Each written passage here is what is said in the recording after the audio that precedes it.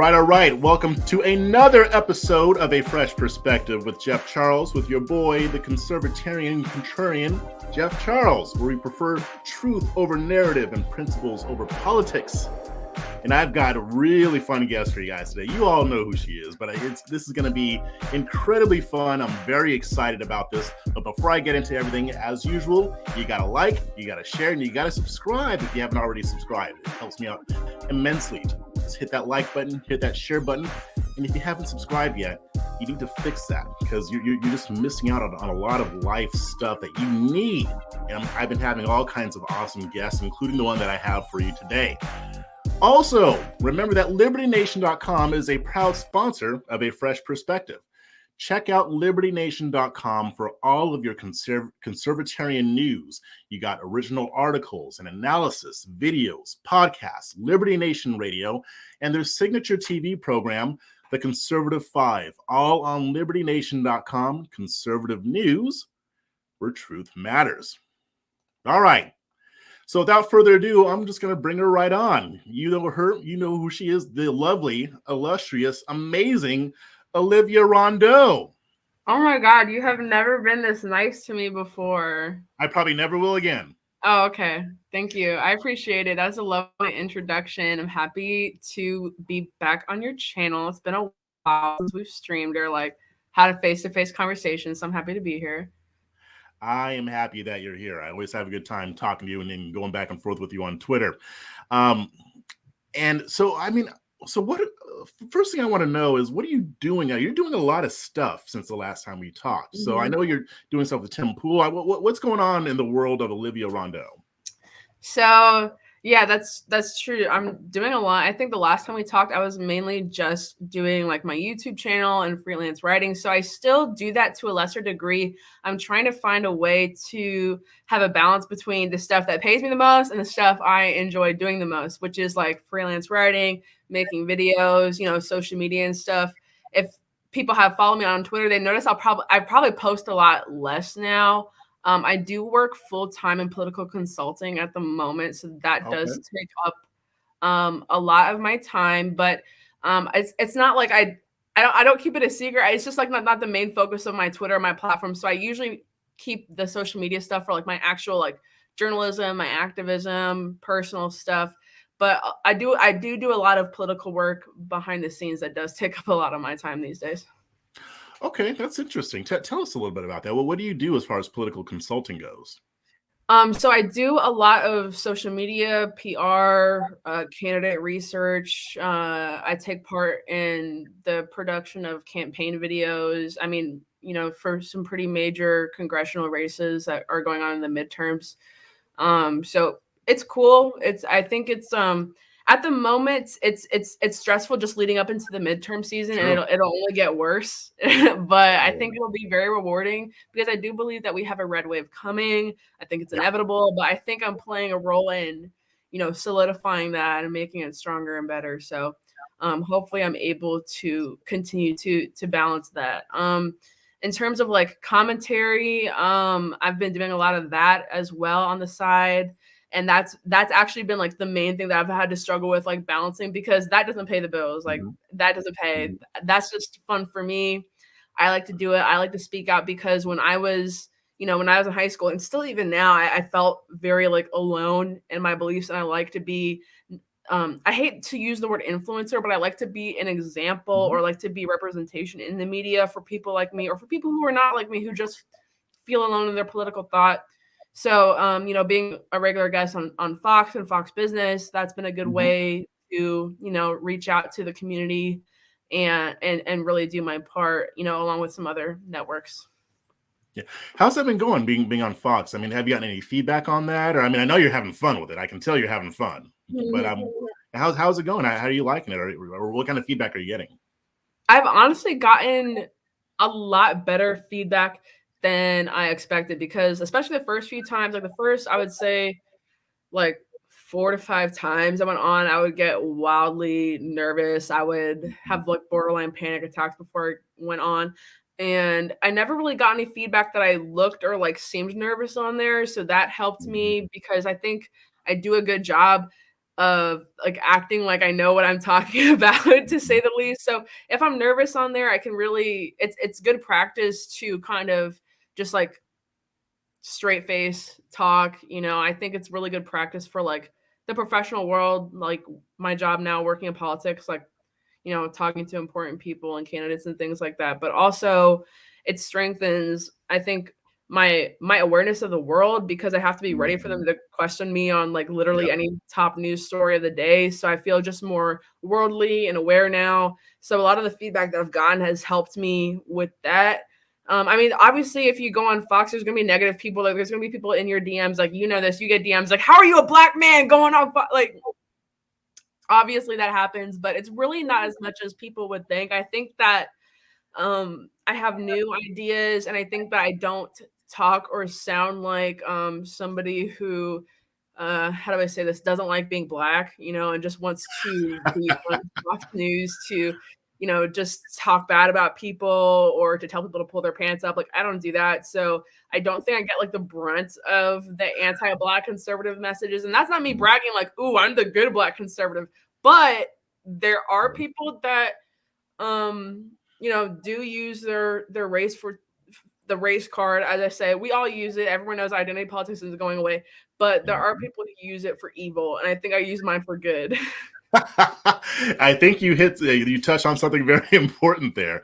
Because if you lean to the right, eventually somebody's going to call you that. But I don't, just like you, I don't get that very often. And so really, it's to the point to where the only people I get that from don't really have much intelligence. They're rabid Democrats that will call anybody. If people are calling you and me, Uncle Tom, a coon, sell it, whatever, then they would call any black person who is not an Obama lover a coon, sell it, Uncle Tom. Because you and I have talked about this on like several occasions, like on a personal level, on Twitter or whatever, but being a black conservative is not rare. Having conservative values as a black person, or libertarian values as a black person, or centrist or moderate values as a black person isn't rare. Being a Republican, yeah, that's kind of rare. But even then, black people are not going to just straight up call you a coon or excommunicate you from the African American community if all you do is you're pro-life, you're a capitalist, whatever. That they start criticizing you when you start to do other things and say other things and suck up to certain people. Not that I condone it. I don't like to take away or discount anyone's blackness. There's people I disagree with. Like, I'll frequently criticize people like Candace Owens, but I'm not out here calling her a coon because I just don't do that. I think that's pretty distasteful. But there's certain people that the black community has said, "Hey, you don't speak for us," and there's certain people that, they'll allow to speak for them. And I'm not saying I speak for the black community, but I think I would get a lot more hate if my ideas weren't as popular within the black community. I think a lot of people don't want to admit that, but I think that the way I describe things and the way I speak about things in a respectful manner towards the community and about the community, I think it's much more effective. And again, we've talked about this and I know we agree, but just for the viewers, it's much more effective to try and catch bees with honey. And that's basically it.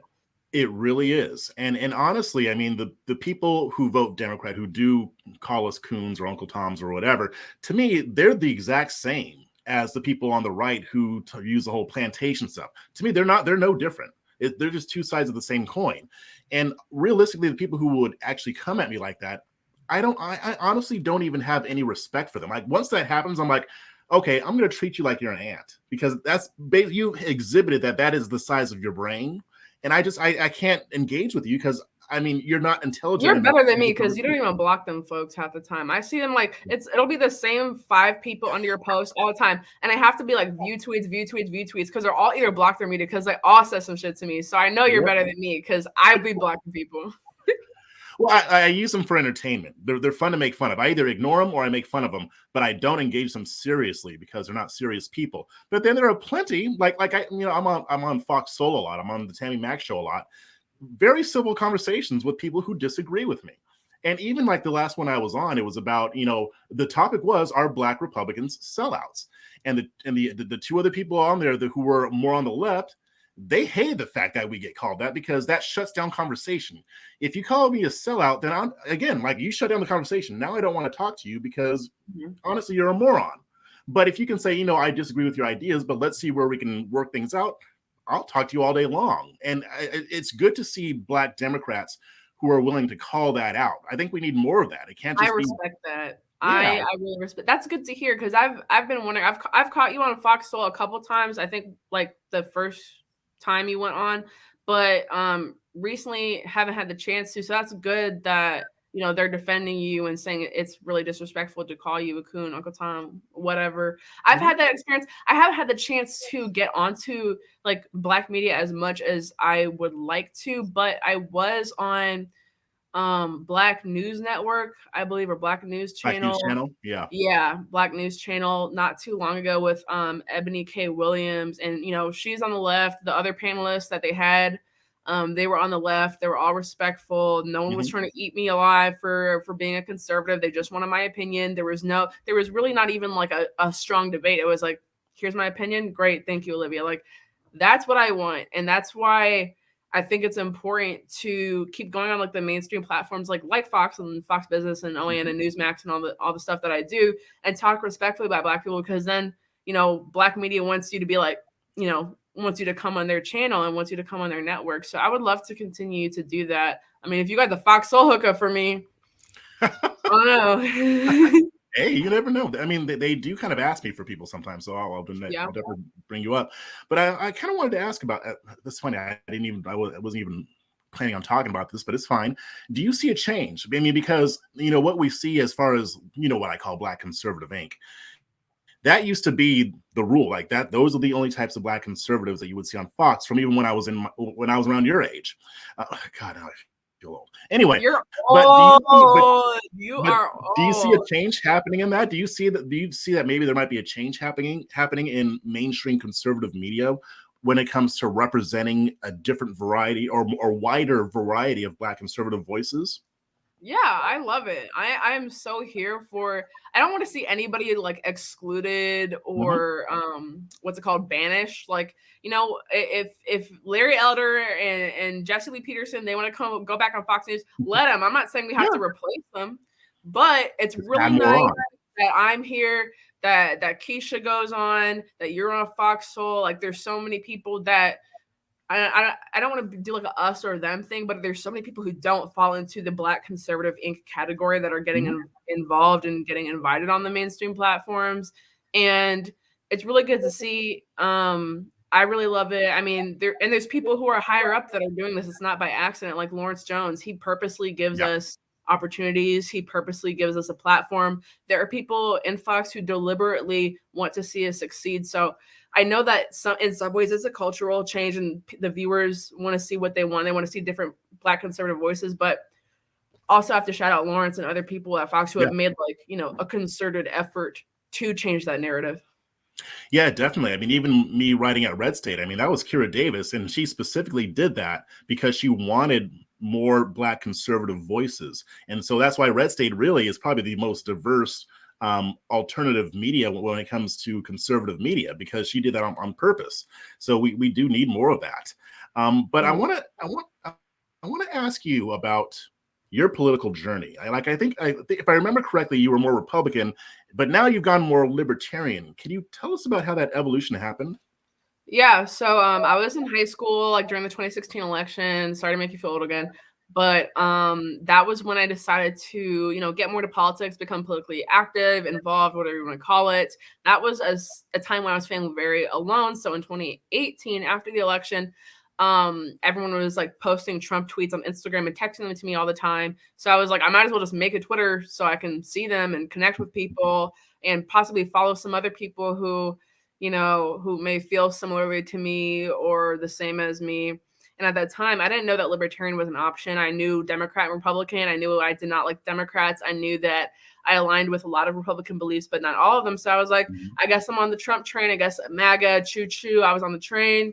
I went viral on Twitter for being on the Trump train. That's how I gained a lot of my followers at first, like for the first year or so I was on Twitter.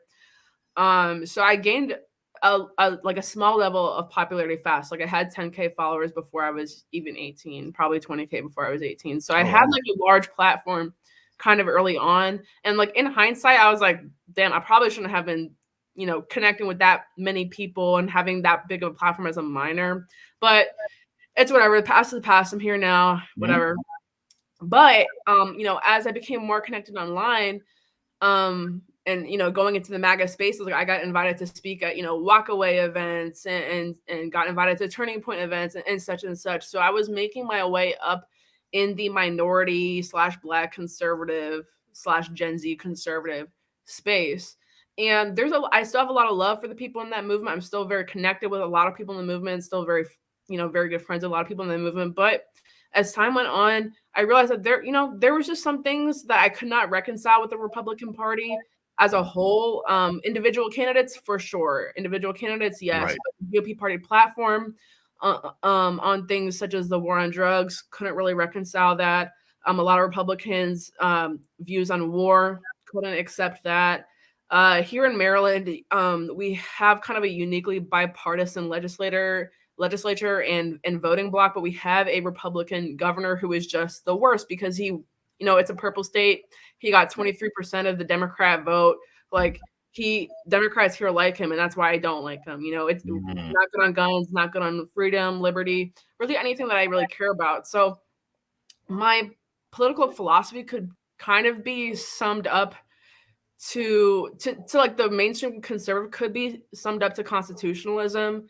As I've become more aware of the liberty movement and libertarian party, I've kind of and read more like libertarian philosophy, like Lysander Spooner. I've kind of become aware of the fact that the Constitution doesn't hold much weight in this country anymore. So calling myself a constitutionalist feels weird when the Constitution hasn't protected our rights.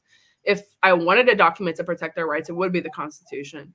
So, and the Republicans barely care about the Constitution more than Democrats do. So they like talking about it. Yeah.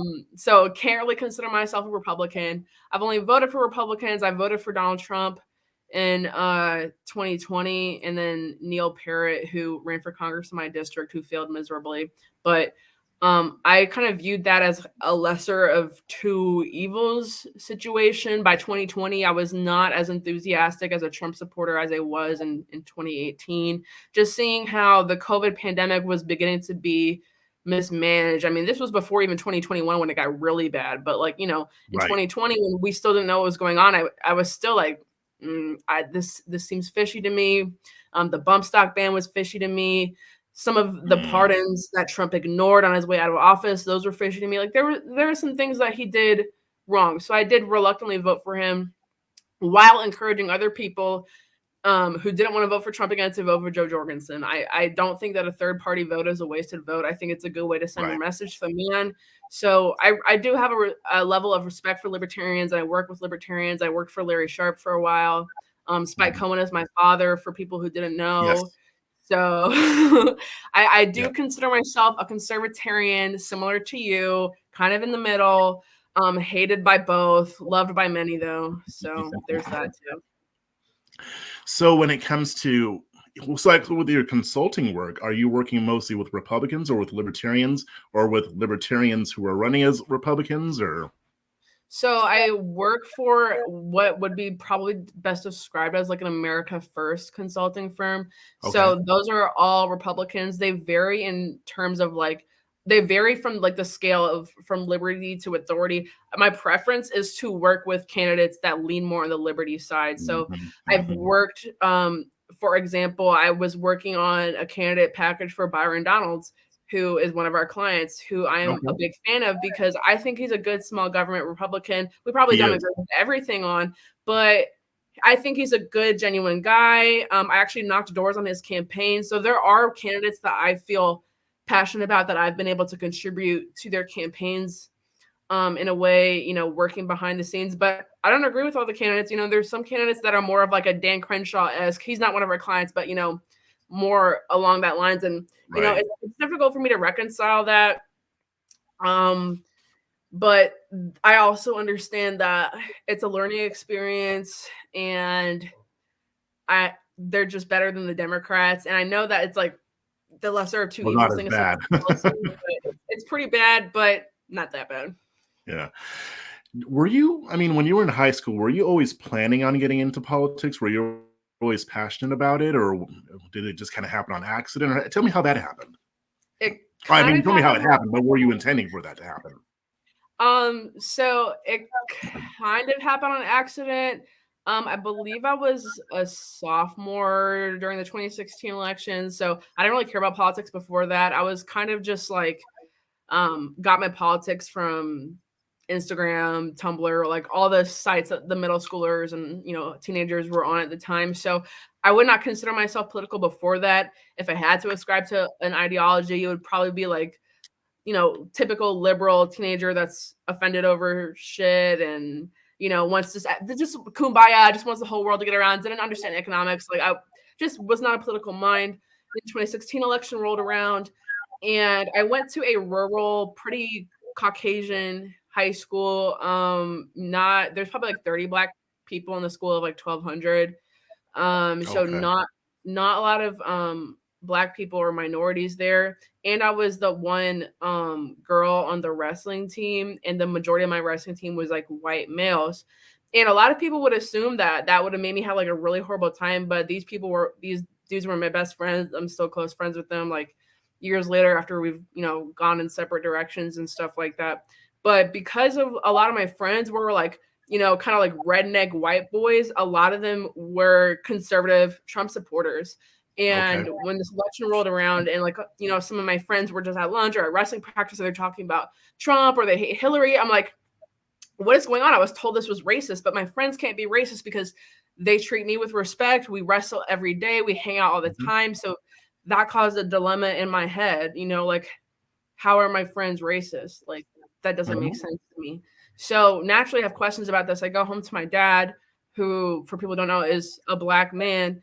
And he was like, well, Olivia, I'm voting for Trump, so he can't be racist. Oh, okay. So I'm like, oh my God. So several people in my life who I know for a fact are not anti-Black or not racist are supporting Trump. So that was what initially led me to dig deeper, find out more answers.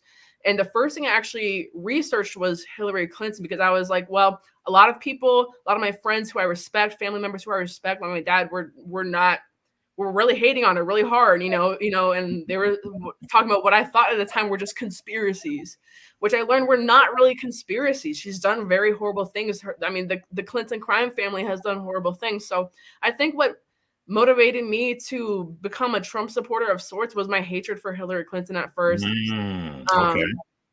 So it was less out of me being like a Trump fangirl. I didn't know anything about Trump. Like, I didn't know he was on The Apprentice. I didn't know he was a celebrity. I knew he was a rich dude that everybody called racist. So I was not like one of those people that was a Trump fan before and just supported him because I wanted to support him. I hated the alternative so much. And I agree with the Republican platform on about probably 50 to 75% of the, policies anyways. And that may seem contradictory because before that I would have considered myself a liberal, but I didn't even know what that meant. I really didn't. And when people ask me if I was raised in a Republican household, that wouldn't be the case. Both my parents voted for Obama, then both of them voted for Trump in 2016. Then my mom voted for Joe Jorgensen in 2020. So we're a very all over the place political household. But the way I was raised was with an emphasis on doing for yourself. I was always like shooting guns, hunting, fishing, spending a lot of time outdoors, playing sports, combat sports. I think that had a lot of impact on my mindset and the emphasis I put on personal responsibility, individuality, things that people who like small government kind of value. So I think just the way I was raised made me have a predisposition to turn out conservative or libertarian later in life. So that's what caused me to get into politics. But I didn't think I would necessarily have a career in it after like a year or two. And I had committed to wrestle in college when I was like 16. I was a hot commodity back in the day. I was like number 3 in the nation at the time. And the school that I had committed to did not have really any degree related to politics, social sciences, really anything I was really interested in. It was actually like a medical school that specialized in chiropractic. But I was going to go there on a very good athletic scholarship. So I was just like, shit, I'm going to get my education for free. So once I got really involved in politics, I had to come to a decision that was like, I'm going to turn down a scholarship to take a different offer at a different school that was still going to pay me a little bit, but not as much. But they had a political science program that was pretty good. So I made that decision. And that's when I realized I wanted to do, politics full time in the future. As time went on and as COVID happened, my athletics did take a back burner just because the college team shut down, all the gyms shut down. There was nothing I could really do in terms of wrestling. So I spent a lot of time making YouTube videos, writing articles, building my social media platform, all this. And I found that I found an even better outlet, I guess, for my passion in politics than wrestling. I still love wrestling. I still, train and I hope to compete again someday, but politics definitely took a part in my life. And I saw for the first time, like a clearer picture of the future of my life when I got deeper into politics. Okay. So let's talk about wrestling for a second, because I've been wanting to ask you this for a long time too. Why? Why wrestling? What do you mean? Just like the reason I'm asking, because I wrestled in high school too, and why did I not know that? I told you, but it was a long time ago. Oh, okay. But I wrestled in high school, and there were a couple girls, but not really. So how did this happen? That's interesting that 70 years ago when you were in high school, there was girls wrestling. Wow. Burn! Okay, so making fun of you. Okay, sorry. I don't talk about a lot, but I've played like pretty much every sport known to man. Wrestling was just the one that I got really, really good at. So like my whole life, I was always playing sports.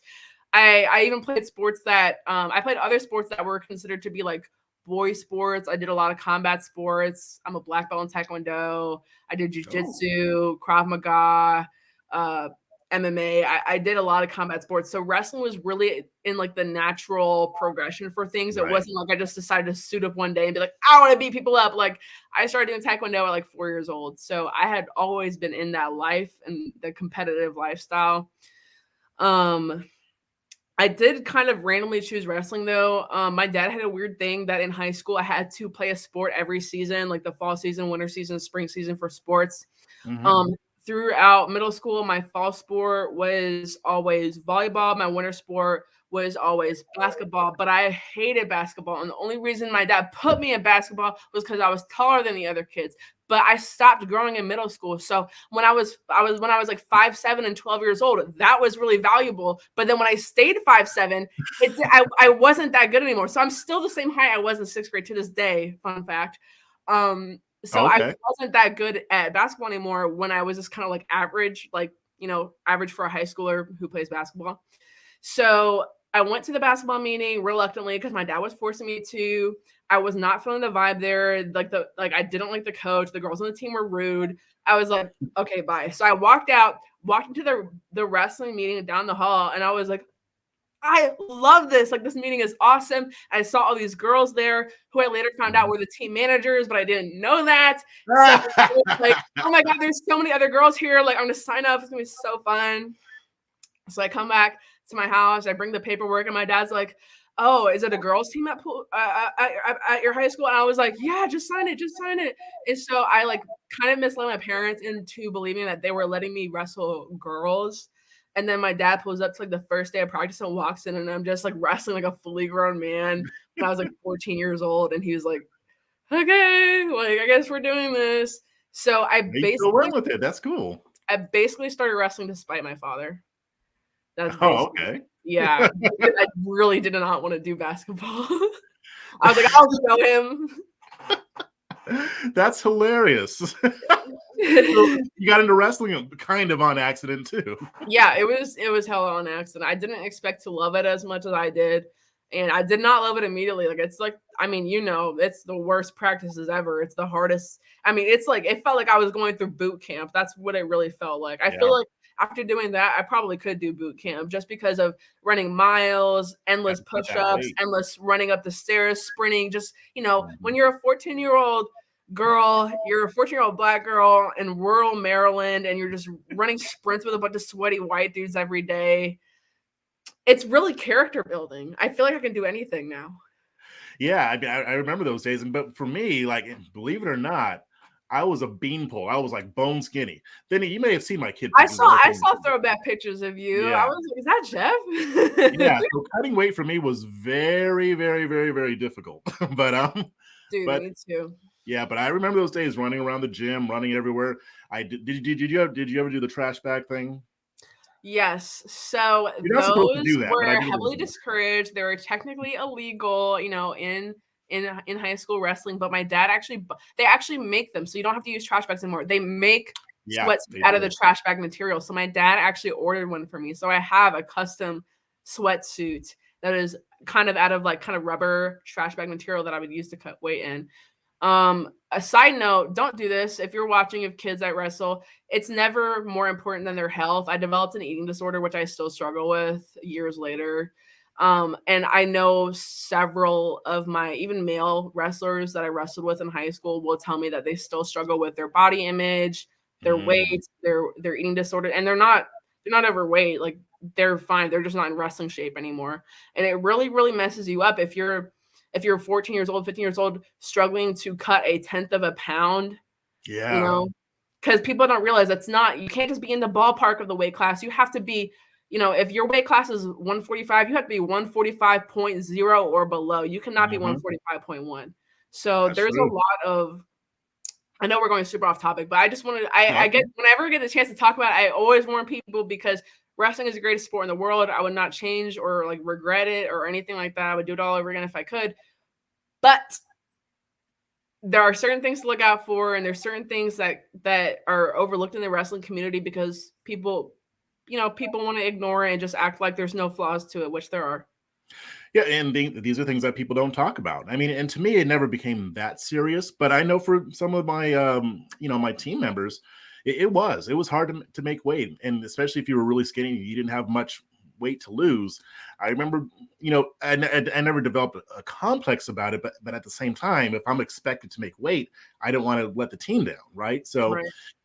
That's a lot but of pressure to put on a teenager. it And is. not saying they don't know what they sign up for, but there were unhealthy ways to lose weight that I was pushed to do by, either my dad who was really passionate about me wrestling or coaches or fellow teammates or, or whatever. There were times where I was very unhealthy and I was really never even that skinny, but I would have to cut massive amounts of weight to fit into the weight class my coach wanted me to. So I think the first season I wrestled, and the wrestling season's like 3 months or something. The first season I wrestled, I cut like 40 pounds.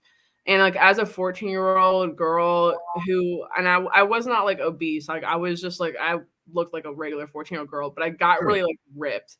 And at the time I was like, oh my God, this is so cool. Like I'm so fit for the first time in my life, whatever. But I had a lot of health issues related to that. And I still have like remaining issues related to that. So I would just like put that out there as a warning for people who are thinking of, getting their teenagers into wrestling. I would say do it. I don't regret it, but just look out for coaches that are, crazy. And don't be that one parent that's like pushing their kid to lose a tenth of a pound if they really just can't. Yeah, it's really not worth it. It's not. I It's mean, not. there's a healthy way to motivate people to lose, to cut the weight and all that stuff, and that's fine. But yeah, you do want to make sure that you're keeping an eye on the mental health. And honestly, if they have to wrestle a weight class above them, It's fine. not I the end mean, of the world. It's yeah, not it's the end of not. the world. Yeah, It is really not the end of the world. Your coach might be mad at you for a week and make you, run extra they'll get sprints. over it. Yeah, he'll get over it. So there's some other questions I want to ask you, and I promise that we'll get into politics, but I really wanted to ask about you because I think you're a fascinating person, even though I razz you all the time. I think that there's a lot there that I haven't really heard about, so I just want to know. So, but before we learn more about Olivia Rondeau, I want to remind you guys to head on over to libertynation.com, a proud sponsor of A Fresh Perspective, where you can get all of the latest cutting-edge conservative, conservatarian, libertarian, or even if you're into that anarchist tip, we've got writers that are anarchists. If you want to learn more, head on over to libertynation.com where you're not going to get any of the spin. You're not going to get that usual spin that you see on other sites, not those superficial talking points. You're going to get all of the nuance, all of the in-depth analysis. It's going to make you think. You may not agree with everything. You shouldn't, but it'll at least make you think. So definitely check out new and original material on libertynation.com, where truth is making a comeback. So, Olivia Rondeau, I'm going to ask you, where did you get your awesome taste in music? Because sometimes you be posting those Spotify playlists and those songs, I and I'm was like, I waiting for love this. every single song that she just I posted. was waiting for this one. I am so proud of my taste in music. I am very elitist about my taste in music. I'm Yes. always willing to share. I have a playlist that I have posted, my Golden Oldies playlist. It has like 40 followers just because I posted it on Twitter one time because everybody wanted to follow it. So that's proof I have a good music taste. But I would say probably 25% for my dad, 25% for my mom. They both grew up in the 70s. So my music taste, like my favorite bands are probably Earth, Wind & Fire, Fleetwood Mac, Led Zeppelin. Other ones I like Aerosmith, Creedence Clearwater, a couple others. So a lot I'm a of big classic rock, a lot of soul. yeah, I'm a big classic rock person. The other half, the other 50%, it's just me. I like to discover new music, so I'm not gonna act like I came across all of it organically. Like, oh, this song, I was sitting in my grandpappy's lap and he played it on the record player. Like a lot of stuff, I'll just go on Spotify, type in the name of a band that I know my dad would have me listen to. I'll listen to all the albums and stuff he didn't show me and be like, wow, I really like this. I do like, that's not to say I don't like contemporary music or newer music. I'm a big Kanye fan. I do listen to a lot of rap, but I would say my top genres are soul and classic rock. Other soul artists, a big Marvin Gaye fan, big Marvin Gaye fan. What about Tower of Power? Tower of Power. That reminds me of my dad so much. Yeah, I love you even more now. I expect you to say who's Tower of Power because not a lot of people know who they are. No, that reminds me of my dad almost too much. Like there's a lot of music that I'd be like, yeah, I can't listen to that. Like there's another one, Donny Hathaway, Otis Redding, Sam Cooke, obviously. So many great singers. A lot of them died way before they could ever even reach their prime, like Otis Redding, Marvin Gaye. So it just makes me think of like the music that could have been released after that, So I'm just, I guess I'm kind of obsessed with older artists. I don't really mean to sound like an elitist about it, but when I come across somebody who is not familiar with classic rock and not familiar with, old school soul, I'm always like jumping to put them onto something. I'm like, please, like listen to this, listen to that. So that's why I'm always like posting my Spotify playlist, and nobody really cares except for you. You're like, where'd you get your music taste from? And like nobody else gives a fuck. But I love to share my music. So what is it that you like about soul music so much?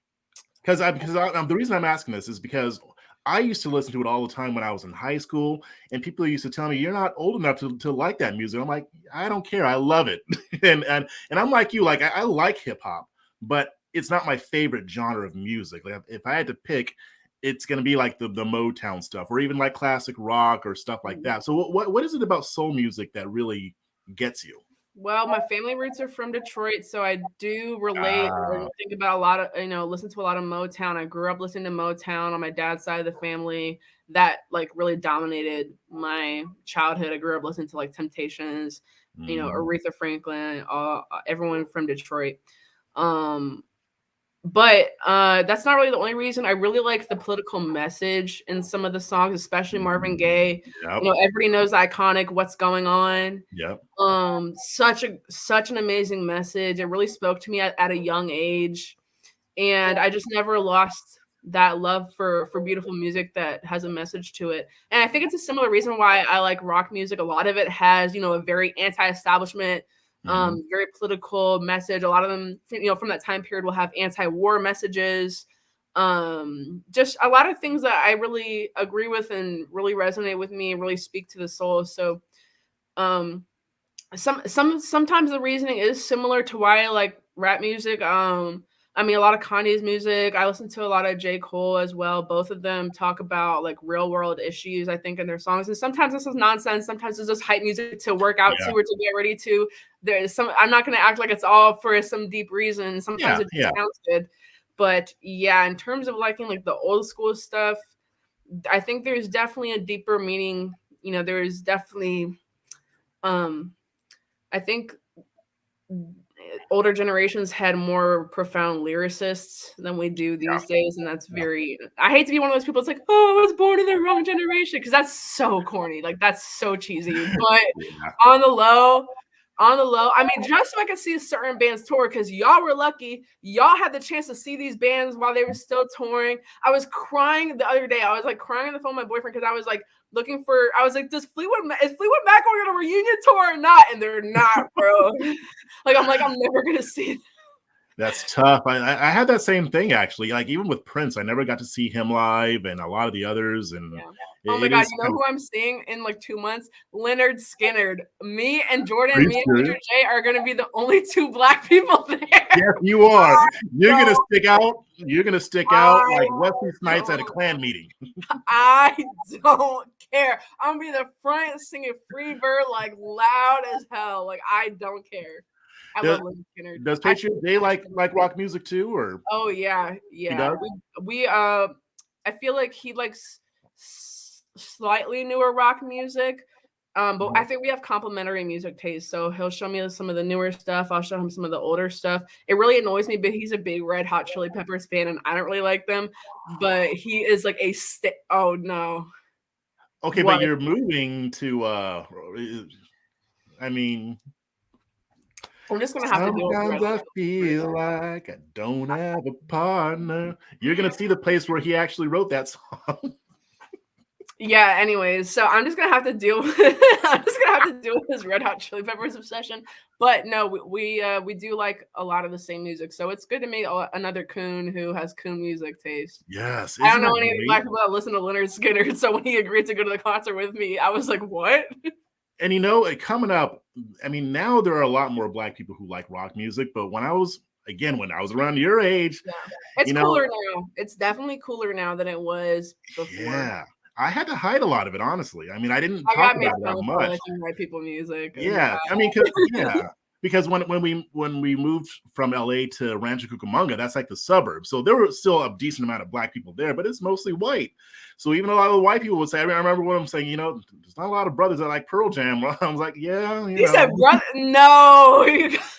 It was a microaggression. Yeah, I mean, it was a white dude that said it, but I don't care. That is hilarious. I mean, Dave Matthews is still my favorite band, but oh my God. And it's like, why don't more Black people like it? It's not like I don't like Black music, because I love Black music. I love Black music. I love white music. The old stuff. I think Americans make the best music. So, and a lot of American music genres, stem from Black music. So I don't think liking classic rock is not liking white people music. Don't even get me started. Like you're always on me about the banjo. I know better. I know better. The banjo is our instrument. We invented that. You know what I'm saying? It's not even like people who call classic rock white people music. They're the real coons, because you don't even know the origins of it. When you're listening to Led Zeppelin would not exist without the blues, without rock and roll, and they will. The whole genre would not have sounded this good without Jimi Hendrix. Period. Like, there you go. The sound, so everyone can shut that up. Exactly. I mean, if you like listening to Pink Floyd and you like Dave Gilmour's guitar solos, I'm sorry, that's Negro music. I mean, I know you. That is a Negro spiritual. That is a Negro spiritual. Like, do not come for me. I think I'm like the only like Gen Z Black girl that be like getting ready, doing my hair and stuff to All Around the Watchtower by Jimi Hendrix or whatever. Yes. But that guitar, it makes me want to actually learn how to play the guitar. I'm not very musically talented or inclined, but when I listen to it, it makes me, want to learn how to play it.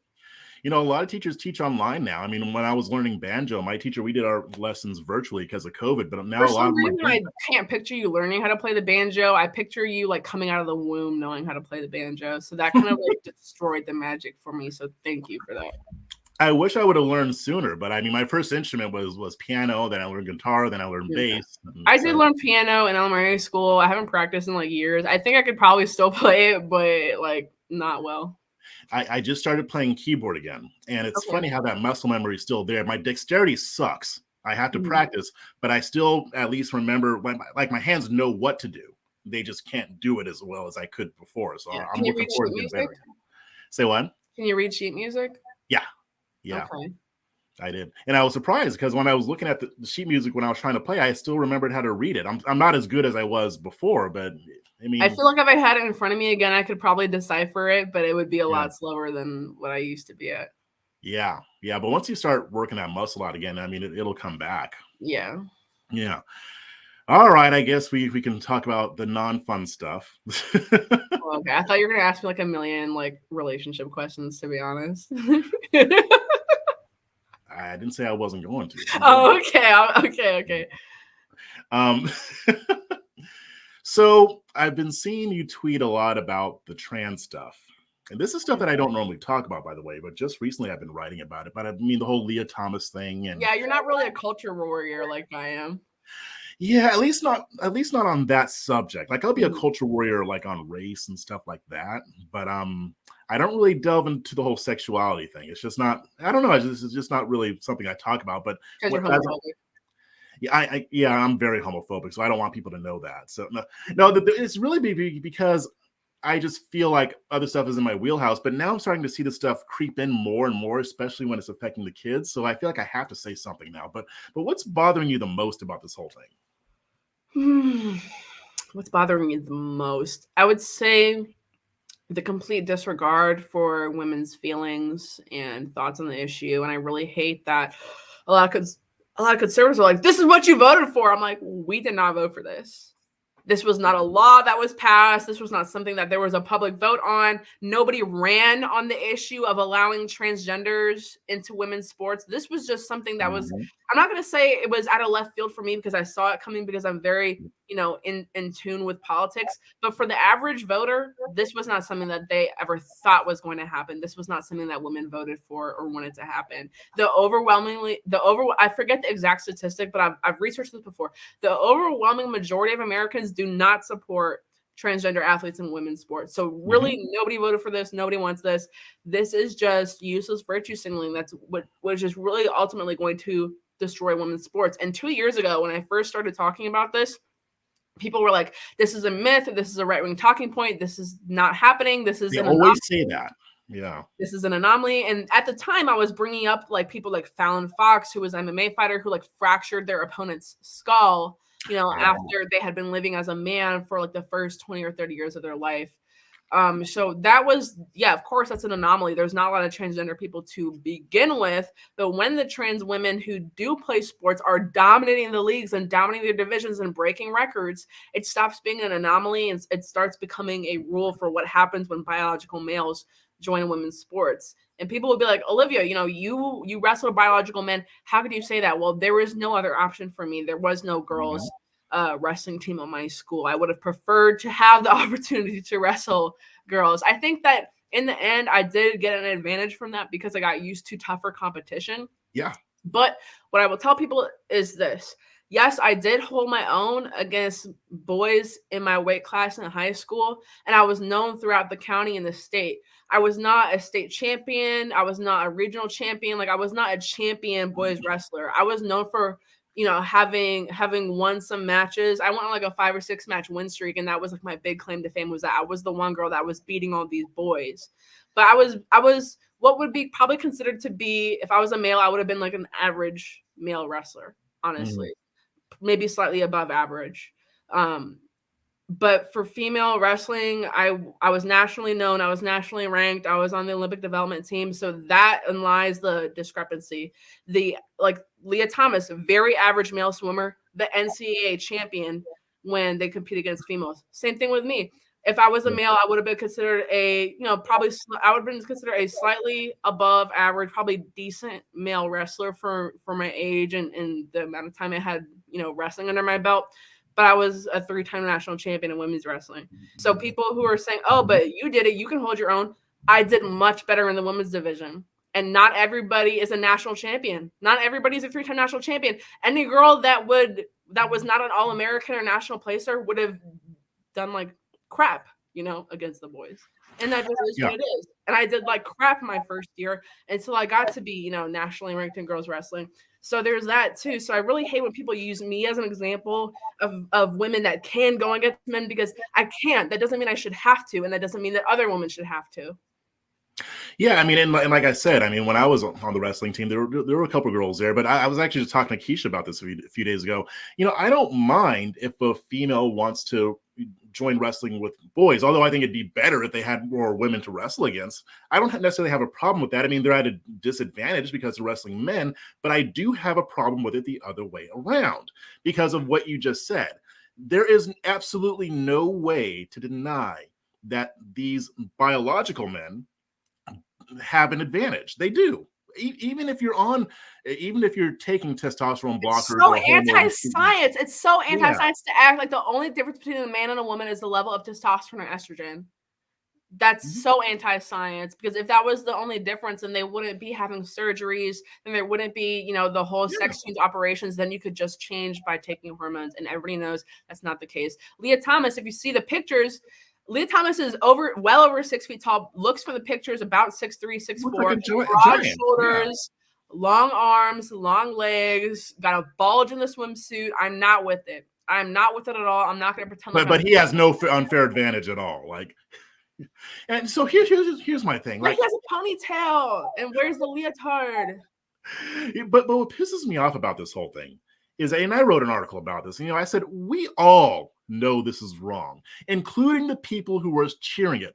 We can all see this.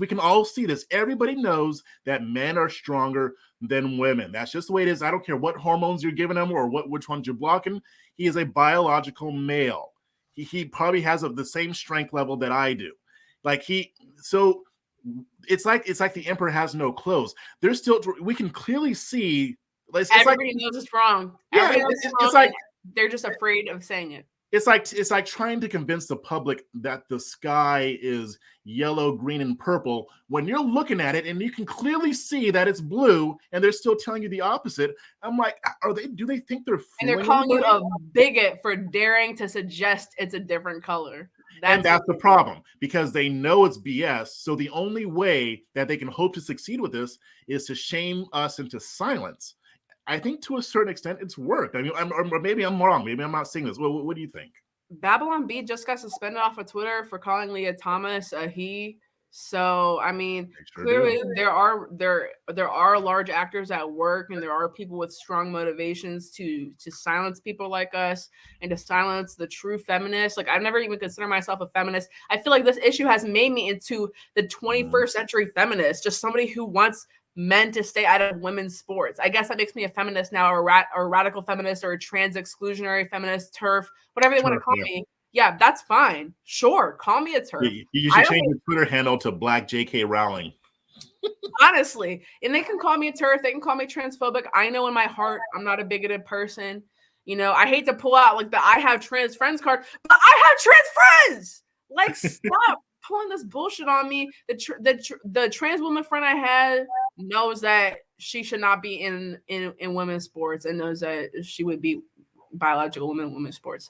So it is what it is. I'm at peace with my thoughts. I know I'm not a bigot, and I don't feel like I have to prove that to anybody. So I'm not going to sit here and masquerade and act like Leah Thomas is a woman at this point. The whole respecting pronouns thing, I'm not going to go out of my way to respect your pronouns if you're going out of your way to, trample on women's rights. Mm-hmm. So that's out the window. And I even wonder, I question, what would happen if they did an honest poll of just trans people to see if they support this? I wonder how that would turn out, because I suspect, and I don't know what the proportions would be, I suspect that most of them would probably be against it. I don't think that these people represent the trans community. There are a lot of non-deluded trans people who understand that they will not switch their biological sex ever. They will switch the way they present in life, their name, their appearance. Blair White, Buck Angel, there are good transgender activists out there who know that they are born a biological sex and will die a biological sex. And the only thing that they can change is how they handle their gender dysphoria, whether that be hormones, whether that be therapy, whether that be, putting on makeup and getting boob implants. That's your prerogative. But they know that they are not the same as, biological women or biological men, whatever, they have transitioned to be. So I think there are people like that out there. They're just not the ones at the forefront, and they're not the ones being promoted and given that voice. We're promoting people like Leah Thomas and, giving Leah Thomas opportunities over biological females, and they're scared to speak out. Mm-hmm. So how do you think that this whole thing is going to end up? I mean, do you think that the left is going to succeed at pushing this, or because, like you said, I think that most people in general are against this, but do you think this is something that they're just going to be able to shove down people's throats, or do you think that there is going to be a backlash like we've seen with the whole like critical race theory debate, people showing up and protesting, or how do you see this turning out, or if you even can? There have already been governors and municipalities that are banning biological men and women's sports. It's slow, but it's happening. Mm-hmm. I think that will continue to happen, and what we're going to see is we're going to have states where biological male athletes can compete in women's sports and states where they can't. Then it becomes an institutional problem, because obviously the NCAA is nationwide. So the NCAA allows it. So once you get to college, K through 12, that's up to the states, that's up to the school systems. But once you get to the collegiate level, it kind of depends on the national body. So that's where I really hope that there is more pushback, that more people speak up. I don't know if you watched the video of the medal ceremony, but Leah Thomas got booed on the podium, and then the second place got cheered very loudly. Yeah, Leah Thomas was booed very loudly when they I did not know that. Yeah, when they handed out the medals. So the culture is not for this. Even the NCAA swimming community that was there at the event clearly was not for that. And I think that Leah competed in like 2 other events and pretty clearly threw them, like wasn't trying hard, was barely kicking, was barely swimming, and just barely, lost. So I think that even they know they're pushing it. They're really pushing it, because if Leah had came out there and smashed all the records and smashed all 3 events, yeah, the outrage would have been a lot more. Would have been a lot worse. Yeah, I mean, it's already pretty bad, but I mean, there's even bigger institutions. The Olympics, the IOC had a transgender weightlifter in the women's division in the Summer Olympics this past time. So, I mean, I won't stop fighting it. So even if I'm the last person that's like, get the hell out of my sport, I'm gonna still be, doing that. So I hope it doesn't go that way. I think it'll end up being down to the states, which is like, the libertarian in me is like, yeah, good, but at the same time, I know that this is wrong, and this is very anti-woman. Yeah, and that's kind of how I see it too. I mean, especially at the collegiate level, I think that the only way this changes is if there's a huge backlash. I mean, Leah Thomas getting booed is one thing, but there's going to have to be like a whole full-on effort. I mean, like I was on a radio show. They'll have to refuse to compete. That's what's going to have to happen. Yeah. Like, well, why didn't they refuse to compete? Well, they were going to lose their scholarships. I don't think the women who had worked their entire lives to this moment should have had to give that up to make a political stand. Now that we know, because this came out of left field for a lot of people who were not politically involved, who didn't know this was an issue. I don't think at the beginning of the school year, Emma Wyant, I believe, was a second placer, knew that there would be, a biological male in her division and winning the NCAA. So I don't think these women expected that. In the future, I would like to see people boycott these events, protest these events, sit out of these events. It'll take some real courage and real bravery. I'm not in the position to lose a scholarship for something I believe in right now. So I can't really judge them too much for, being like conservatives want to do and just walk out or flip off Leah or, whatever they wanted them to do. But I think it'll take a mass movement like that to really get the voice heard. Yeah, and I think there's enough people who don't have a stake in this who'd be able to protest without having repercussions, who could, if they showed up in big enough numbers consistently, just again, like we saw with the whole, CRT thing. I think that the NCAA would bow to the pressure, because they're going to bow to the pressure of the one who is pressuring them the most. So I think at the end of the day, they're going to say, okay, these people are calling us transphobes. We've got millions of parents and people and athletes saying that they don't want this. What are we going to do? I think that eventually they will. There are very large actors at work, though. I mean, the ACLU has threatened to sue state governments who ban transgender athletes from women's sports. They've threatened to sue the NCAA if they do. Like they're threatening to sue people over it. So it does worry me. Like there could be a group of 100 or 500 or 1,000 parents outside, but they don't have the political power or the money that the ACLU has. Yeah, that's true. So here's my other question. I mean, you're a younger person, you're Gen Z, and you're very much involved in politics. What do you think, in your estimation, from what you're saying, what is like the biggest issue that you see for people your age going forward? Like what political issue or even cultural? What is the biggest issue that has you the most worried right now? The obsession with social media and how easily indoctrinated people are. I've seen my friends be indoctrinated by TikTok, Instagram. I'm not saying that that I haven't been indoctrinated to a degree. I think anyone who consumes a lot of social media content or is on social media a lot, like we both are, is getting messaging sent into their brain, whether it's conscious or not.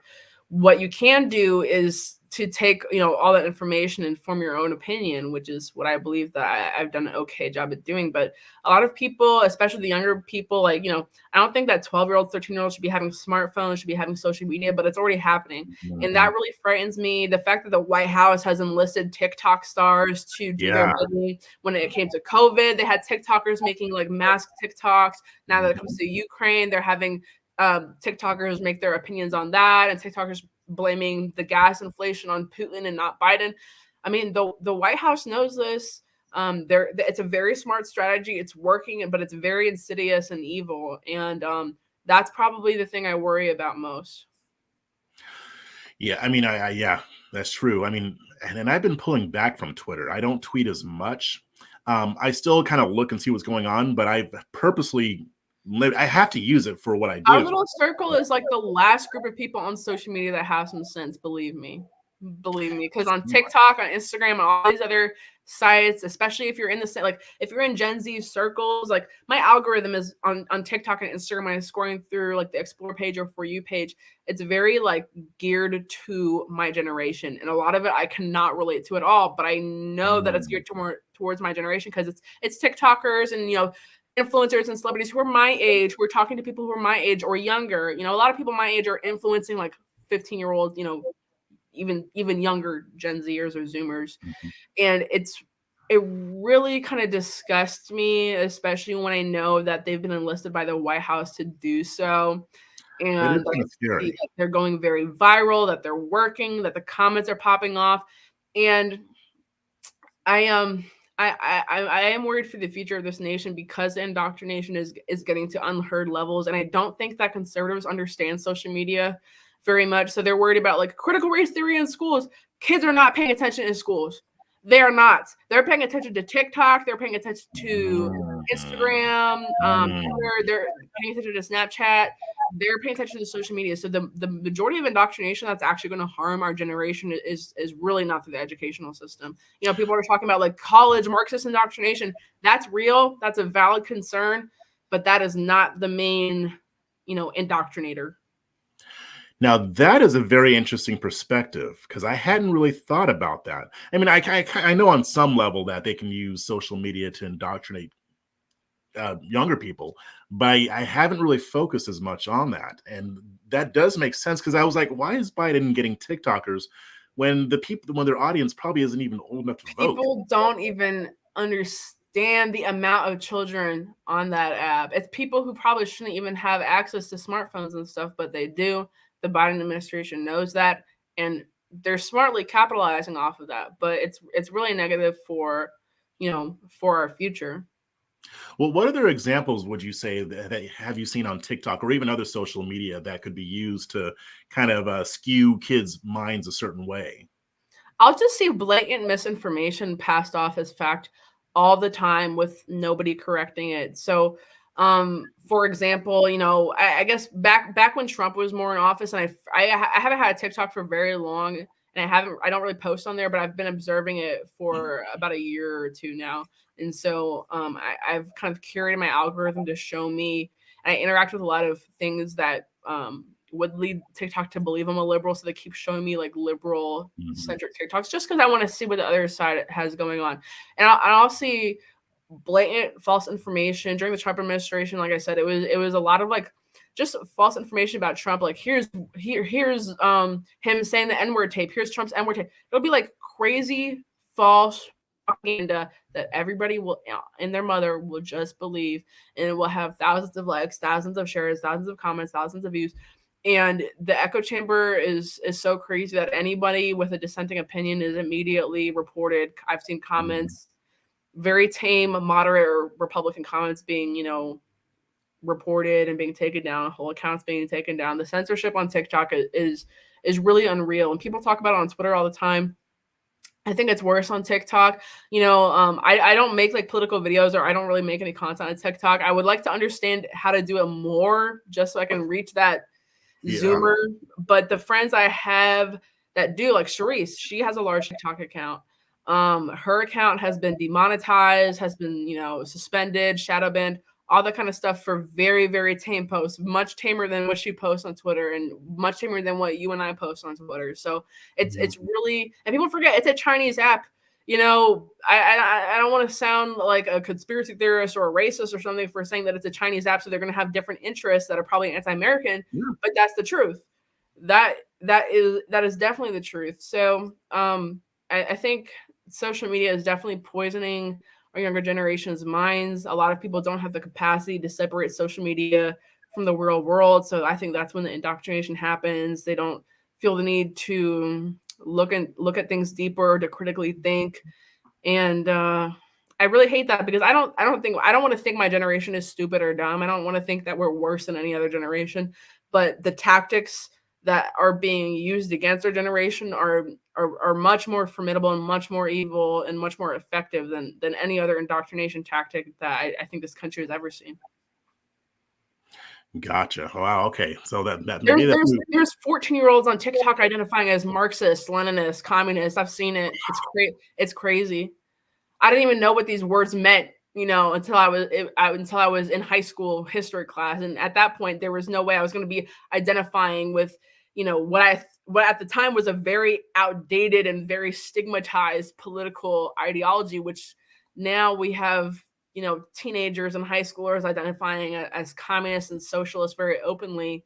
And, I hate to, bring back McCarthyism and act like it's the Red Scare all again, but I'm just like, what is going on? I mean, Americans used to hate communism. They used to say that the only good communist is a dead communist. I'm not saying we have to go around killing these little TikTok kids, but the stigma that used to dominate our culture around communism, around Marxist ideologies, I think that was a good one. And now that has been removed by all these TikTok stars and all these like Instagram influencers and all that kind of stuff who make it sound really appealing to Gen Z and to appealing to kids, it's really, really nefarious. And it's on purpose, and it's really effective. Yeah, it is. Wow, that is a lot. So when people are like, "Oh, Gen Z is more conservative than millennials," we're not. Like, not even close. Not even a little bit. Well, like millennials are like neoliberals. They're not really communists, at least not most of them. But Gen Z is like the first generation where I've seen just crazy ideas being promoted on social media, mainly TikTok. I think it's because it's a Chinese app. I think it's because it was marketed as like a children's kind of dancing app where, kids do dances and influencers, and it's so fun and so cool, but there's a lot of underlying messages on there. Yeah, there are. That's crazy. So I was going to get into something a little bit more lighthearted before we go. So are you going to be a trad wife? Is that what I'm seeing on Twitter? I think I'm about to be a trad wife. Like, it's getting a little ridiculous. I remember when me and Peter J first started dating, he was like, "I'm going to make you my trad wife. You're going to move to California." And I was like, "Hell no. Like, you are not going to change me. Like, I am staying my ass here and whatever." But as time went on, I realized that, I don't know. I feel like I had maybe this team, I had like really bad experiences with relationships before. I was really anti like changing myself or doing anything for a man, just because anytime I tried to, it would just backfire on me really badly. And I was like, I want to be the strong, independent Black woman. I don't need no man. Like, that was literally me. That was quite literally me. So I think that you could probably relate to this because you were super anti-marriage, super, anti-serious relationship, all that kind of stuff on Twitter for a while. I saw your little evolution. So once you get in like an actual fulfilling relationship, your mind just opens to things that it wasn't open to before. So I think that's what happened. Well, that's good. That's good. I mean, it's funny because you never really can predict that, right? I mean, you always think you're going to be one way, and then When I say tradwife, I don't mean like the Catholic traditional wife where I'm just gonna stay home and not work and be barefoot and pregnant all the time. Yeah. But I mean, but like traditional and compared to what today's definition of like dating is, especially in like the age of Tinder, in the age of like open relationships, in the age of baby mamas and baby daddies and stuff. Yeah, not with it. Not with any of that. So that probably makes me trad compared to a lot of people, honestly. But you know what? I've been seeing that a lot among younger people, especially when I'm listening to a lot of these Twitter spaces. I don't do a whole lot of them, but a lot of them are a lot of Black men and women about your age, and they're talking about traditional values. They're saying, I don't want to, date a bunch of different women or a bunch of different men. I want to, get married, have a family. I think it's because we see our grandparents, who a lot of our grandparents are still married, still together, still in functional relationships after all this time. And our parents, that generation, the Gen X generation, and a lot of the millennials, they were dysfunctional. For whatever reason, they were dysfunctional. We saw the dysfunction of our parents or people in our parents' generation. We decided we don't want to be like that. I don't want to be getting divorced. I don't want to be, like cheating or, doing all this, committing to somebody and like being a baby mama, like out of wedlock and stuff. I don't want to be doing all that. I've seen the example. I'm not saying that's necessarily the case with my own family, but just I think that the younger generations do tend to look and learn from the older generation. So I think that's one of the things that we're trying to do right. I mean, teen pregnancy is down for like the first time in decades. Yeah, it is. Teen drinking is down for the first time in decades. A lot of people are really unenchanted with alcohol just because of how, we saw and made adults act growing up. So there's a lot of things that I think our generation is changing for the better. So let me stop ragging on Zoomers so much because, yeah, we do be getting indoctrinated, but I think that a lot of trends are actually changing for the better. Yeah, that is good. I mean, there's still hope, right? I mean, I think that's what people Always want to see. But, and it's interesting that you point out the grandparents because Keisha and I were talking about this too. And I was saying, what a lot of these people are saying is that they don't want to make the mistakes that their parents made. But I mean, it also makes sense that they're also looking at what their parents did. And so they see the difference and they're like, okay, I want that. I want the ones where we stay together. So I do see some promising signs and hopefully that it stays that way. Now, when's the wedding? Because I keep getting asked that question, so I'm going to ask you that question. I want to be the one. You guys are older. Like you guys are like you've been married. Like you're ready for marriage, right? I'm assuming. But yeah, unexpectedly I am. Yes. So like contrary to popular belief, we haven't been dating that long. I think people thought we were dating for a long time just because he was flirting with me on the timeline for a long time, like always harassing me under my pictures. No, I know it's new. Yeah, so it's coming up on 7 months this week. So started at like the end of summer, and Hotep Jesus will take credit for it. I don't really care. We got together at Hotep Con. He is already taking credit for it. Nice. That's fine. I think it's kind of iconic that we got together at Hotep Con a little bit. It's a little bit coony to like get together at like Hotep, like really two Twitter coons getting together at Hotep Con. Like that's like, come on. There couldn't really be a blacker event to do it at. I mean, Yeah, but there's so many coons there. Shout out to the Hotep. Shout out to Hotep Nation. It was a really fun event. I'm definitely going again this year. But I mean it went from just being I think just being best friends to just and I didn't want to be in a long distance relationship at all. But it just it's one of those things that it just creeps up on you, dude. It just creeps up on you. I told him, I was like, you're 3,000 miles away, but that did not stop him. So now we just got approved for an apartment together. I'm moving to California next month. It's getting crazy. It's getting real. Um, I don't want to speak for him, but like I mean, we do talk about the future. I mean, we are planning to get married, not this year, but Right. in the near future when we're ready, stuff like that. So he already knows that he wants to marry you at some point. Yeah, no, we've talked about that in actually like pretty great detail. And we do have like a timeline for the next few years of where we want to be with like career Mhm. wise, personal wise, relationship wise. So we're pretty much on the same page. I mean, he predicted back in August when we first got together that I was gonna be moving to California in a year. I beat him because I'm moving to California in 7 months. So I think that's what makes me try. I just listen to whatever he tells me, and it just works out. He Well, you know I what else? You he know, is like I feel like historically I've always been like the assertive one in the relationship, and he definitely is like I think he takes the lead on a lot of a lot of like the pressing issues. He's definitely like the decision maker, and I love it. I'm like yeah.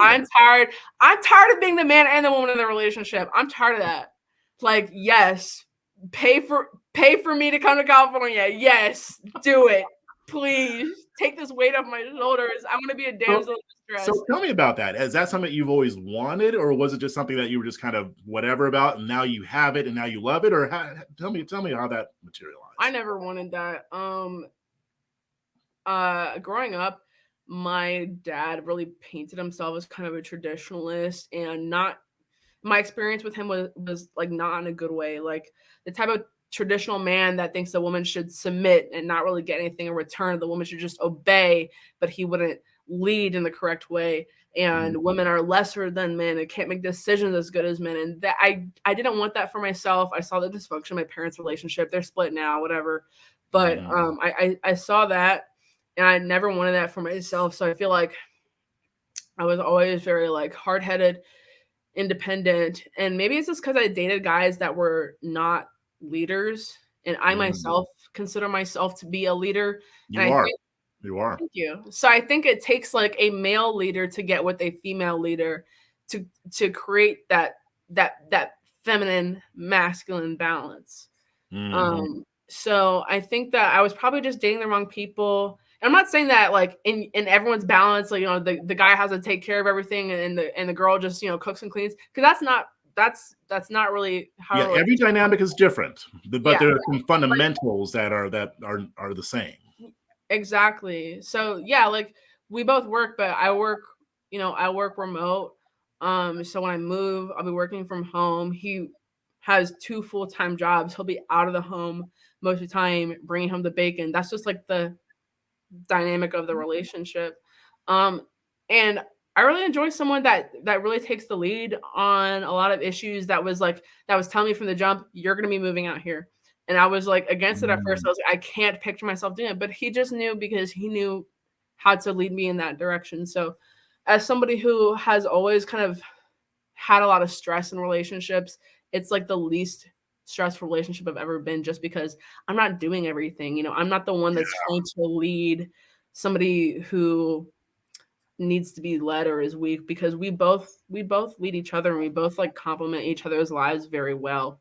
So I think it's natural for me to be like, okay, I think you know best. I should just come to California, because it's just one, I don't like to do long distance. Like obviously I'm doing it for him, but it's not ideal situation for anybody. It So one sucks. of us was going to move at some point, and he is bar certified in California and not any other state. His business, his law firm that he opened with his law partner from law school, is in California.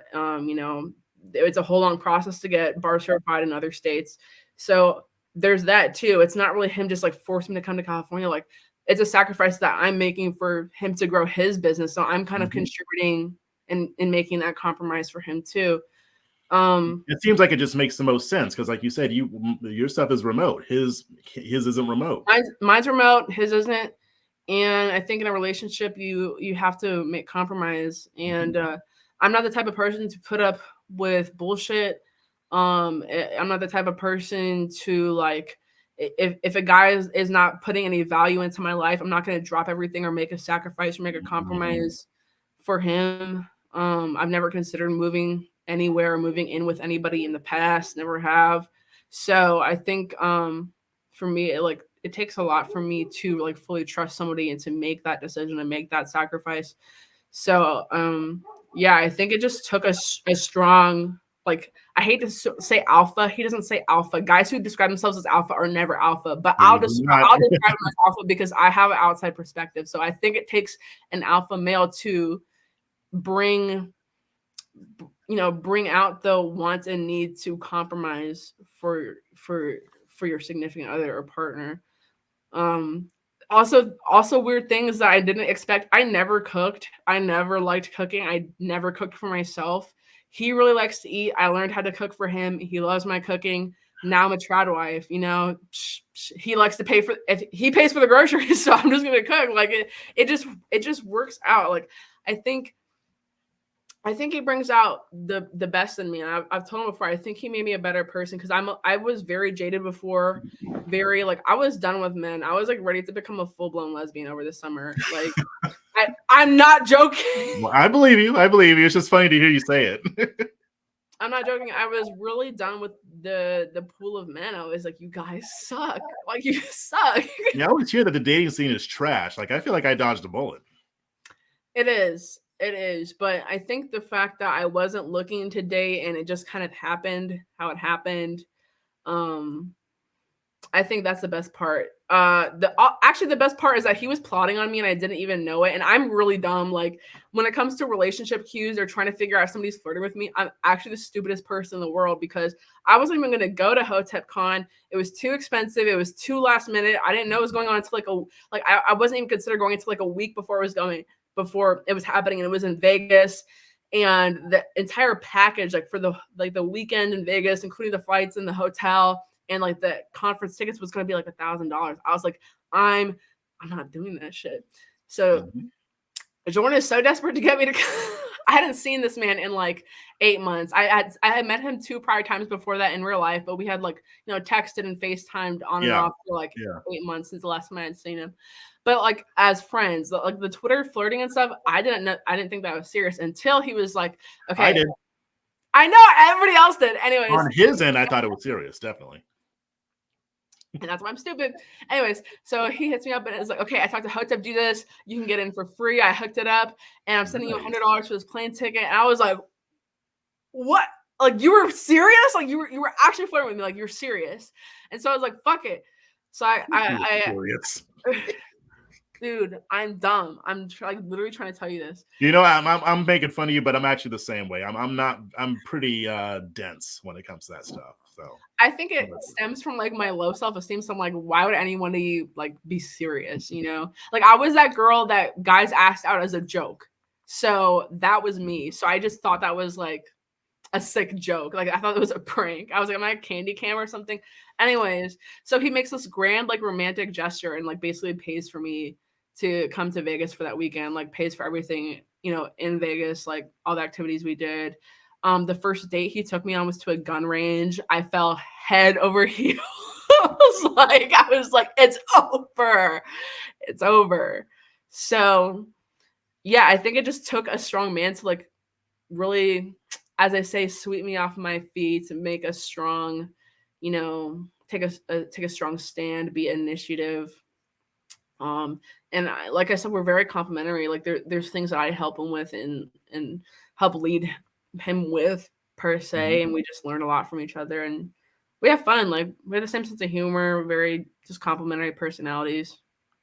Sounds like there's a synergy. I mean, and it's funny because I always saw people saying, a man knows within 6 months if he wants to marry the girl. It doesn't mean he's going to marry her right then, but he knows.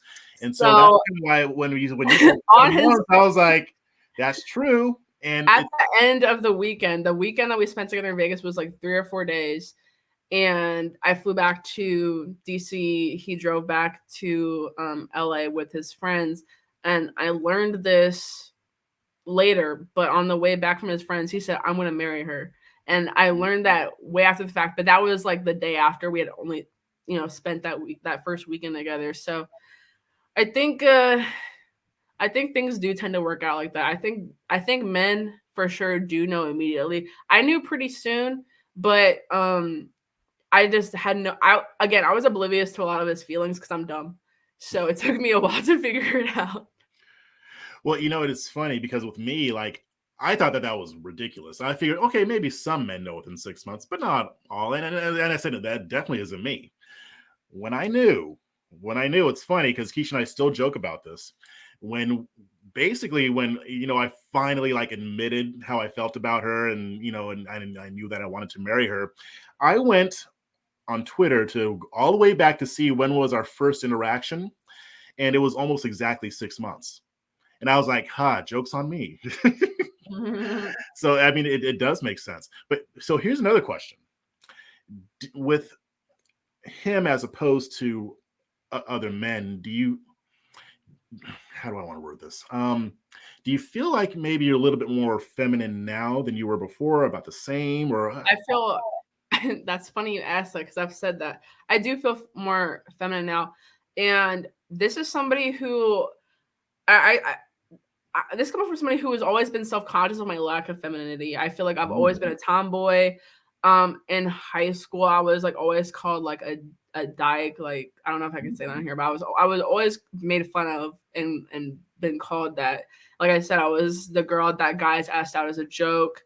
I think I'm still irregular in the fact that I'm comfortable in like the way I express myself now. Like I do have a balance of masculine and feminine energy, and I'm comfortable with it now.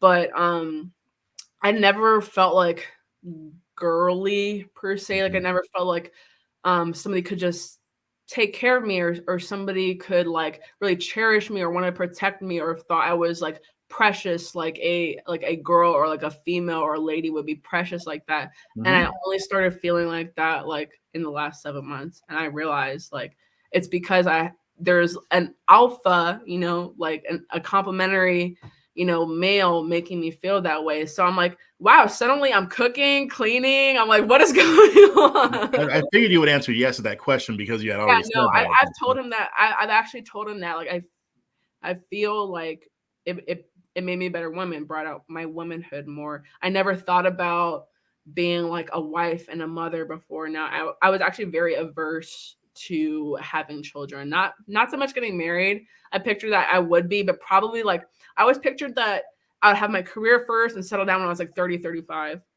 like, have a fun 20s. And now I'm really not about that. I have no desire to like go out and like date a bunch of guys in my 20s or like, do all that stuff. It's just, I don't think it's healthy. I think that when women do that, when men do that too, men are doing that to look for their masculinity. Women are doing that to look for their femininity and to feel wanted and to feel loved. And I already feel that, so there's no need to go out and force it. So yeah, the short answer is yes. Awesome. Cool. Well, I mean, there's tons more we can talk about, but I don't want to take up too much of your time, and it's almost dinner time for me. But we got to do this again. This was really fun. Yeah, this was fun to like. I don't know. I guess I had never really. I had thought a lot of these questions you're asking me about like relationships and stuff to myself, but it's interesting to talk about with you because we're in similar situations. We're meeting people on Twitter, and then like changing your whole outlook on relationships and life and stuff. Crazy. It's crazy. You guys are definitely invited to our wedding. Of course, you have to come. It's gonna be like a who's who of Twitter. I'm serious. It's gonna be the coon wedding. It's gonna be the cool coon wedding. Y'all gonna be there. We're gonna get Mike Cernovich to pull up, and Anomali's gonna pull up. Like, that'd be awesome. I'd love to meet Cernovich in person. Jordan's like good friends with both of them. It's so funny. Yeah? Like but between the two of us, we know some pretty cool people. Like I'm gonna get Kennedy to pull up. My dad Spike. I'm gonna get him to walk me down the aisle. It's gonna be tight. Okay, nice. It's gonna be cool. Well, you tell Jordan that he's next. He's gonna have to come on here too because I want to get his side of things. Oh yeah, of course. I've actually been wanting to have him on my podcast for like over a year. I just haven't told him. Yeah. Yeah. Okay. I'll let him know. He likes you. He thinks you're cool and all that. Yeah, I love that. I'm like, Jeff's not cool, but whatever. I'm very proud of him, honestly. Like, I'm very proud I of am him. too. He kind of amazes me every day because he goes to the law firm in the morning, then goes to court, then comes home and writes for Breitbart for like 8 hours. Like he works and works and works. Mm, Is nonstop working, has several side hustles on the side, raps on the side, manages, his big social media platform on the side. yeah. He really does it all. And another way he made me a better person, he makes me want to step it up. I only Yeah. started working at this political firm for about 2 months now, and it's only after he really, really pushed me and really, really motivated me to searching out this job. So there's this, he just sets a really good example for me. That's good stuff. That's good stuff. I'm looking forward to seeing you guys progress because I think it's Thank awesome. Yeah. And especially since I'm no longer jaded, now I can actually kind of take play. Right at the beginning, you guys like, shut up, shut up. You're like, I'm making fun of you people. Like you would bully him. You would bully him like anytime he would comment under my post, and now you're like, oh, it's so cute, so cute. Yeah, I'm one of those people now. It's so funny. Like now you're really eating your words. I knew you would come around. I Yeah, knew you would come around. it had It's to just happen, I funny guess. because sometimes I think I was trying to send a tweet to Jordan. I was like, I have to find one of Jeff's old anti-marriage tweets, and I found one. And I just looked at it side by side to one of your tweets with Keisha. Now I think it was the one you posted y'all at breakfast, looking beautiful, like looking like you're having a good time. You were just like, I'll never be in a relationship again. I hate marriage. Wait, I didn't see that. No, I didn't post it. I was trying Oh, to find the example because I was laughing at it with Jordan. Like I sent this to Jordan. I was like, Jeff used to be the exact opposite. So I I forgot where. I think I must have keyword searched or something. yeah, But yeah. I found one, and it was so funny to just look at it side by side. I should do that myself. I'll just take one of my old No, tweets. you should. You should post it too and be like, and tag Keisha. Be like, look what you did. Yeah, yeah. I mean, because honestly, it had to take a very special person to take me from that. So And yeah, it felt, I guess, because I'm not in your real life, it just looked so sudden to me. Because it wasn't like you were tweeting like, maybe I would get married again. It was like, I'll never get married. And like a few months later, it's like, I yeah. met the love of my life. Like, Well, here is everybody. and it's funny because Hotep Jesus called me out for simping, and when he talked to Wendy about it, and I get why he said this, but he said I should take my time a little bit more. But what they didn't know is that Keisha and I had been talking for a while. Mm-hmm. So I mean, we were friends first, but I mean, this was not a sudden thing at all. Yeah, It just seemed like it because I wasn't talking about it.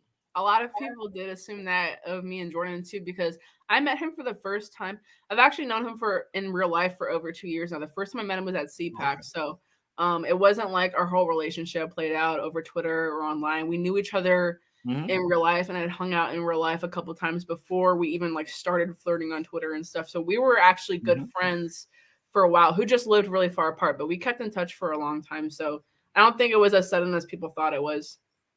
Yeah, it just seems that way because you're not talking about it. But then Yeah. once you start talking about it, it's like, whoa, where did this come from? Well, Right. People are like, oh my God, you're moving to California for this guy you've been talking to for 7 months. I'm like, dude, I've known him for 2 years. We've been good. We were good friends, and now we were best friends, and then, dating together, all that. But I honestly don't think we're moving too fast. I think if we lived in the same spot, I think we would probably be looking to move in together around this time anyways, even if we yeah, weren't long distance. Just yeah. There's because no we've so long talked you can about do long distance. It's not. we I, yeah like, I don't. Like, we've there's people who talked do that about for years. the future of our relationship timeline, like marriage and stuff like that. So I feel like in relation to that timeline, we would be taking this step anyways. Well, yeah, and it sounds like you guys are being intentional about it, right? Like you're not just going in there like, oh, this will just happen whenever. No, it sounds like Jordan is very intentional about this. He may not have a date yet, but he has an idea of how he wants things to progress. It sounds like. Yeah, for sure. I mean, I've met Twitter don't know this. Like I hang out with his entire extended family. Like I go to their events, family parties and stuff. Like I'm very involved. I'm there. Like it's not it's not just for the Twitter posts and stuff anymore. Right, We right. still make jokes. We're just he'll be like, I love you for the Twitter clout. I'll be like, love you too for the retweets, because people accuse us of that from time to time, and it's just funny. Yeah, so then you have to go with it. Yeah. Cool. But I'm just moving to get more Twitter engagement because I know that post when we post a picture in our new apartment, it's gonna get so much engagement, right? Like that's why that's the real reason why I'm moving.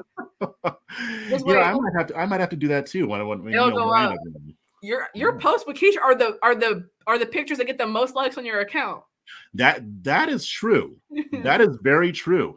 I'm not dogging you because it's the same thing with me. When I post a picture of Jordan, it's automatically at least 2,000 likes or more. Yeah. You know, the very first one I posted, and because we had been talking about it, so I said, you know what, I'm just going to post a picture. When you guys launched your relationship, I was like, what the like I remember I sent it to Sharice. And I purposely, I didn't type anything. I just put the picture and that's it. And I sent that post to so many people. I was like, look what Jeff just posted. Look what Jeff just posted. Like, I literally sent it to Sharice. I sent it to Jordan. I sent it to like Hotep Virgin Mary. I sent it to like 5 different people. Oh, really? I was like, look what Jeff just posted.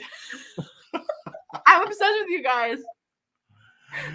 Yeah, it was crazy. And even now, even when I was in Orlando and we stopped at some place and took a picture, that one got tons of engagement. So maybe we should do that more often. You might be onto something there. Just take pictures when you're at brunch. Like that's the key.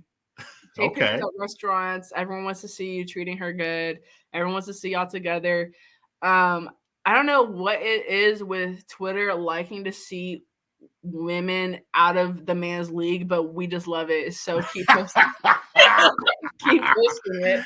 You know what's funny about that? She hates it when people say that. Like I'm like, really? Babe, it's a joke. Like when men say, "Oh, you outkicked your coverage," or like you really went up, or like how did you do that, or like how did you even how are you even worthy? Like this is just stuff that men do to each other. I'd be doing it to them. But she doesn't like it. She gets very protective over me like that. I'm like, okay, that I do relate to that. Or the comments I really don't like is when people try to hit on me and be slick, because this is what dudes will do. I'll post a picture, like it won't have Jordan in it. I'll post a picture like, you know, me getting ready for Fox or like, you know, in front of the screen or whatever. Then people like, I'll get like 5 comments, be like, oh, at Sir Hottest, you're a lucky guy. Or I wish I was at Sir Hottest. Like, stop. He doesn't like that. He doesn't like, because he's just like, you're just tagging me in a compliment to my girlfriend. Like, stop. Like, I don't want to see it. Oh, really? So, oh, that's interesting.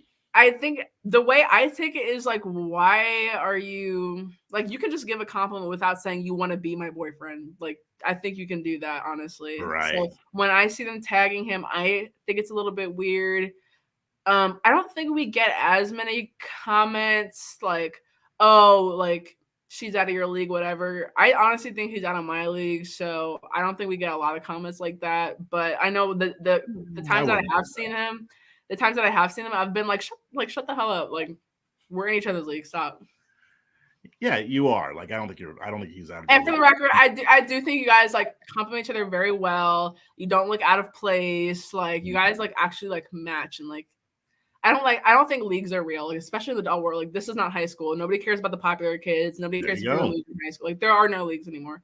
But you guys are on the same level. We do. I mean, we complement each other very well. I mean, our visions are aligned, and it was more than anything that I ever thought. Both want to ban Black history in schools, you know. Yeah, you know. I'm petty. I'm sorry. I'm petty. I don't care. Yeah, she loves banning books. I don't know what I mean. She actually goes to a local library and just steals books and then burns them.